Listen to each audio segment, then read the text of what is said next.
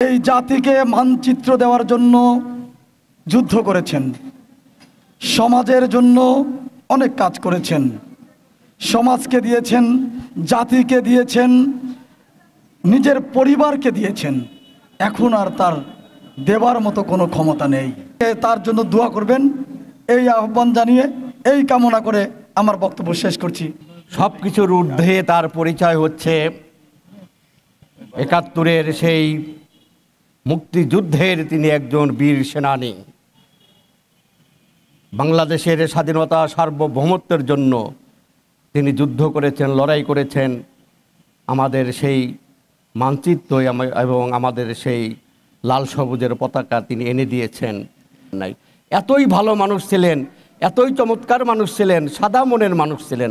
সেই মানুষটিকে হারিয়ে আমরা সিরাজগঞ্জবাসী এবং আমরা গণমাধ্যম কর্মীরা, আমরা প্রেস ক্লাব, আমরা সকলেই শোকাহত এবং এই শোকসন্তপ্ত পরিবারের প্রতি আমরা সিরাজগঞ্জ প্রেস ক্লাবের পক্ষ থেকে গভীর সমবেদনা জ্ঞাপন করছি।